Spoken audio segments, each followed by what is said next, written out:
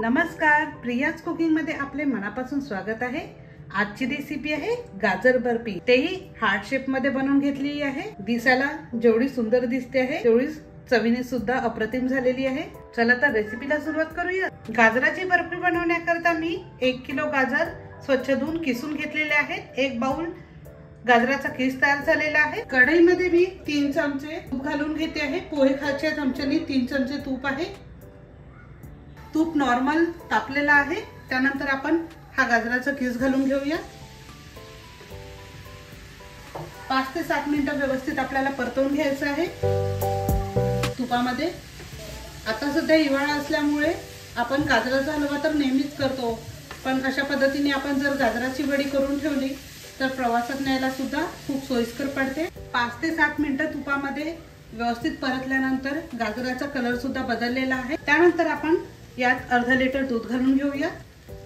मी साईसकट दूध घेते आहे, तुम्ही नॉर्मल सुद्धा घेऊ शकता। त्यानंतर याच दुधामध्ये आपल्याला 5 ते 7 मिनिटं व्यवस्थित शिजवून घ्यायचं आहे। हे करताना एक तर नॉनस्टिक कढई वापरा, नाहीतर आता तर स्टीलच्या कढया आल्या आहेत त्या वापरू शकता, कारण चिपकणार नाही खाली। व्यवस्थित 5 मिनिटे यात शिजू देऊया। 5 मिनिटांनंतर बऱ्यापैकी दूध आळलं गेलेलं आहे। त्यानंतर 1 कप मी इथे साखर घालते आहे। साखरेला सुद्धा पाणी सुटतं, त्यामुळे परत आपल्याला 5 मिनिटं अशाच पद्धतीने फिरवून घ्यायचं आहे। 5 मिनिटं व्यवस्थित शिजवून घेऊया, कारण साखरेला सुद्धा पाणी सुटते आहे। त्यानंतर 1 कप मी इथे मिल्क पावडर, दूध पावडर घालून घेते आहे, कारण मावा खोया आपण कधी घरी अवेलेबल असते तर कधी नाही, पण दूध पावडर तर आपल्याकडे असते, त्यामुळे मी ते दूध पावडरचा वापर करते आहे। व्यवस्थित याला मिक्स करून घ्यायचं आहे। याला इतपत आपल्याला घट्ट करायचं आहे की याला आपण जेव्हा प्लेटमध्ये टाकू तेव्हा व्यवस्थित गोळा तयार होईल। याला 10 ते 15 मिनिटं लागू शकतात। कमी फ्लेमवर आपल्याला व्यवस्थित शिजू द्यायचं आहे। 5 ते 7 मिनिटांनंतर दूध पावडर आणि साखर पूर्णपणे गाजराच्या किसामध्ये विरघळल्या गेलेली आहे। त्यानंतर 1 चमचा मी वेलची पावडर घालते आहे आणि घट्ट असं मिश्रण तयार झालेलं आहे। व्यवस्थित आपण परतवून घेऊया। मी एका प्लेटमध्ये सुद्धा टाकून दाखवते आहे। अशा पद्धतीने हे सध्या गरम आहे, त्यामुळे सेट व्हायला वेळ लागेल। या स्टेजला आपण गॅस बंद करून घेऊया। मी इथे एक टीन घेतलेला आहे, त्यावर बटर पेपर लावून घेतलेला आहे। हे मिश्रण आपण यात टाकून घेणार आहोत।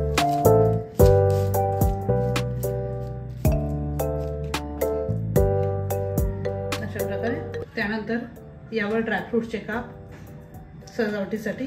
हे अगदी ऑप्शनल आहे, पण बर्फी खूप छान दिसते, वडी खूप छान दिसते याने। त्यानंतर मी इथे ग्लासाने हलगत असं अशा पद्धतीने प्रेस करून घेते आहे। याला आपल्याला अर्धा ते 1 तासासाठी सेट करायला ठेवूया। त्यानंतर काही मिश्रण उरलेलं आहे, मी परत एका छोट्या प्लेटवर बटर पेपर ठेवून घेतलेला आहे, त्यात हे संपूर्ण मिश्रण टाकून घेऊया।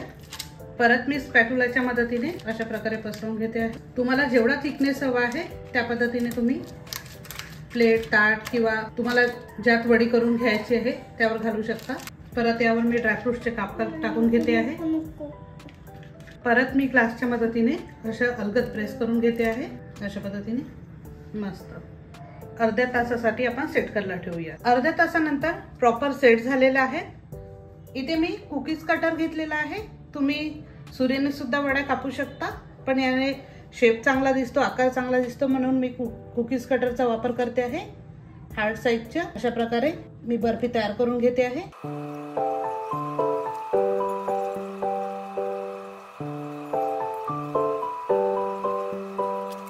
माझ्याकडे छोट्या साईजचा सुद्धा कुकीज कटर आहे। इथल्या स्पेस मध्ये छोटा हार्ट,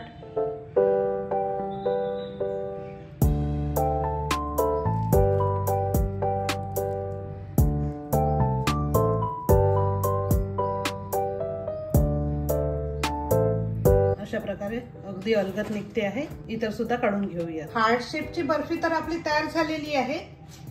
याच्या आपण स्क्वेअर साईजच्या बर्फी कापून घेऊया। ही वडी बर्फी तुम्ही प्रवासात सुद्धा नेऊ शकता।